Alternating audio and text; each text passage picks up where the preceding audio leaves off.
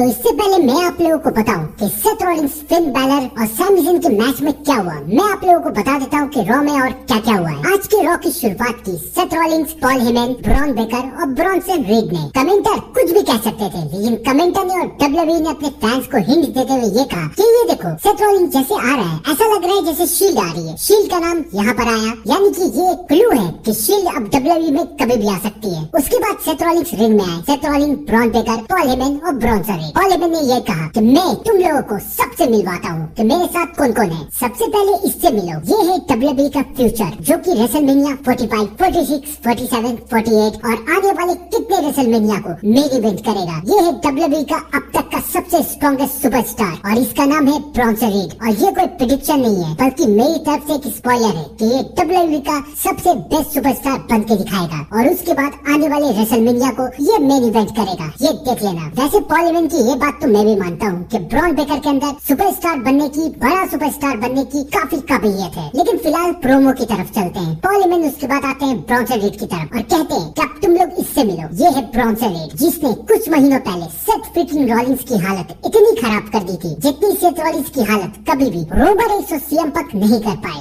Roman Reigns ने Seth Rollins के साथ फाइट की, लेकिन क्या हुआ, सेथ रॉलिंस की हालत खराब नहीं हुई। सीएम पंक, जो कि सेथ रॉलिंस के साथ इतनी बार फाइट कर चुके हैं, वो भी सेथ रॉलिंस को इंजर्ड नहीं कर पाए। यहाँ तक कि रेसलमेनिया में दोनों ने हैंडीकैप मैच में भी सेथ रॉलिंस को इंजर्ड नहीं किया जितना इंजर्ड ब्रॉन्सन रीड ने सेथ रॉलिंस को किया। और तब से लेकर अब तक मुझे और सेथ रॉलिंस को, दोनों को ब्रॉन्सन रीड की काबिलियत पे शक नहीं है। इसलिए हमने ब्रॉन्सन रीड को अपनी टीम में बुलाया है और आगे जाके देखना ये कितना आगे निकलेगा। और सबसे आखिरी में हमारा लीडर सेथ फ्रीकिंग रॉलिंस। मैं तुम्हें एक विजनरी दे रहा हूँ जो कि इस कंपनी का फ्यूचर संभालेगा। कंपनी का फ्यूचर अगर किसी के हाथ में सही है तो वो सिर्फ सेथ रॉलिंस है। सेथ रॉलिंस के अलावा इस कंपनी को और कोई भी नहीं चला सकता। और ये ग्रुप जो तुम देख रहे हो वो डब्ल्यूडब्ल्यूई का one of the most dominating group है। तो इसलिए मैं आज सबके सामने ये कहना चाहता हूँ कि acknowledge Seth freaking Rollins. Paul हेमन ने ये कह के ये साबित कर दिया है कि पॉल हेमन रोमन रेंस को कभी भी बुला सकते हैं और रोमन रेंस कभी भी आके पॉल हेमन और सेथ रॉलिंस दोनों की धज्जियां उड़ा सकता है। इस बारे में आगे बात करेंगे। उसके बाद माइक सेथ रॉलिंस ने लिया। सेथ रॉलिंस ने माइक लिया तो जो पब्लिक अभी तक सेथ रॉलिंस का गाना गा रही थी वो पब्लिक सेथ रॉलिंस को बुक करना शुरू कर देती है। सेथ रॉलिंस पूछता है, तुम लोग मुझे बुक कर रहे हो? तुम लोग इतने बड़े दोगले हो कि अभी कुछ देर पहले मेरा गाना गा रहे थे और उसके बाद अभी मुझे बुक कर रहे हो। तुम लोग मुझे बुक क्यों कर रहे हो? क्या तुम लोगों को ये नहीं लगता कि डब्ल्यूडब्ल्यूई की जो पावर है वो मेरे ही हाथ में सही है? मेरे अलावा डब्ल्यूडब्ल्यूई की पावर किसी के हाथ में सही बिल्कुल भी नहीं है। तुम लोगों को क्या लगता है कि डब्ल्यूडब्ल्यूई की पावर किसके हाथ में सही है? मेरे अलावा ये काम और कोई नहीं कर सकता, क्योंकि तुम लोगों को तो पता नहीं है कि डब्ल्यूडब्ल्यूई कैसे चलाया जाए, तुम लोगों के लिए क्या सही है। तो मुझे ये सब कुछ करना पड़ेगा और मैं जानता हूँ कि पावर मुझे तब मिलेगी जब मेरे पास टाइटल रहेगा और टाइटल लेने के लिए एक चीज की जरूरत है मुझे और वो है मनी इन द बैंक। तो आज रात money in the bank qualifying match को मैं जीतूंगा, जो कि मुझे लगता है कि सेथ रॉलिंस के जीतने के ज्यादा चांसेस है। और उसके बाद मैं इसे कैश इन करूंगा, लेकिन किसके ऊपर ये मैं सरप्राइज रखूंगा। और उसके बाद मैं इसे किसी के ऊपर भी कैश इन करके, यानी किसी भी चैंपियन के ऊपर कैश इन करके न्यू चैंपियन बनूंगा और तब मैं डब्ल्यूडब्ल्यूई को रन करूंगा। और ये बात बिल्कुल सही है और इसे करने से मुझे कोई नहीं रोक सकता। उसके बाद हुआ पेंटा, ड्रैगन ली और चैट गेबल के बीच में क्वालिफाइंग मैच और इस मैच में क्वालिफाई कर गए पेंटा और अब पेंटा मनी इन द बैंक में जा रहे। और फिर हुआ रूसेव और अकीरा का मैच। इस मैच में रूसेव ने कुछ ही सेकंड में इस मैच में अकीरा को हरा दिया, लेकिन उसके बाद भी रूसेव अकीरा को मारते जा रहे थे और तब अकीरा को वहाँ बचाने के लिए आए शेमस। यानी कि ये तो पक्का हो चुका है कि अब शेमस और रूसेव का मैच आने वाले हफ्ते में हमें देखने को मिलेगा। बैक स्टेज में सैमी ज़ाyn बहुत परेशान थे कि वो क्या करे। पॉल हेमन वहाँ पर कुछ और बोल रहे हैं, सेथ रॉलिंस धमकी दे रहे हैं, वो कैसे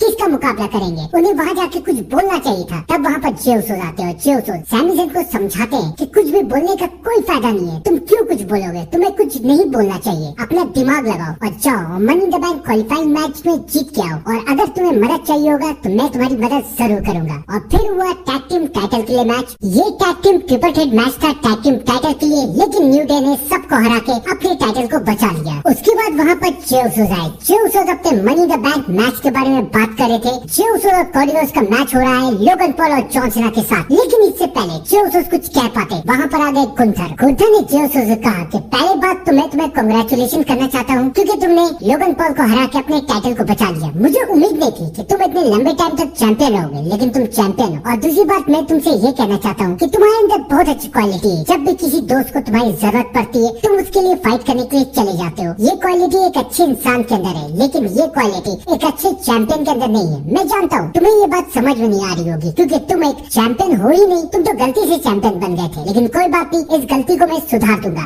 मनी इन द बैंक के जस्ट बाद वाले रॉ में गुंथर और जे उसोस का मैच हो रहा है वर्ल्ड हैवीवेट टाइटल के लिए, और गुंथर ने ये दावा किया है कि वो जे उसोस को हरा के एक बार फिर से वर्ल्ड हैवीवेट चैंपियन बनेगा। गुंथर की बात खत्म होने के बाद जे उसोस ये कहते हैं, तुम्हारी बात खत्म हो गई ना, अब मैं बोलता हूँ। मैं थक चुका हूँ ये सुन सुन के कि लोग मुझे अंडर एस्टिमेट करते हैं कि मैं चैंपियन बनने के काबिल नहीं हूँ, मैं गलती से बन गया हूँ, मैं कभी भी अपना टाइटल हार सकता हूँ। ऐसा कभी भी नहीं होगा। मनी इन द बैंक भी मैं जीतूंगा और उसके बाद रॉ में मैं तुम्हें एक बार फिर से टैप आउट करवाऊंगा। जे उसोस और गुंथर का मैच फिक्स हो चुका है। तो अब आइए जानते हैं कि सेथ रॉलिंस, फिन बैलर और सैमी ज़ैन के मैच में क्या होगा। अगर ये मैच सही डायरेक्शन में गया तो इस मैच में जीतने के सबसे ज्यादा चांस सेथ फ्रिकिंग रॉलिंस के ही है कि सेथ रॉलिंस इस मैच को जीत के मनी इन द बैंक में जाएंगे, क्योंकि मनी इन द बैंक में अभी तक कोई एक भी बड़े सुपरस्टार का नाम अनाउंस नहीं हुआ है। लेकिन अगर इस मैच में कंट्रोवर्सी हुई, यानी कि आप मतलब समझ ही सकते हैं कि सीएम पंक, रोमन रेंस कोई आ गया, तो उसके बाद इस मैच में जीतने के चांस फिन बैलर के या फिर सैमी ज़ैन के, लेकिन ज्यादा चांस फिन बैलर के। लेकिन मुझे लगता है कि इस मैच में जीत सकते हैं सेथ फ्रिकिंग रॉलिंस, और उसके बाद वो मनी इन द बैंक वाले रॉ में अपना money in the bank cash in करेंगे जे उसोस के ऊपर और बन जाएंगे न्यू वर्ल्ड हैवीवेट चैंपियन। आप लोग भी कमेंट में जरूर बताइए कि आपको क्या लगता है। तब तक के लिए thank you and good bye.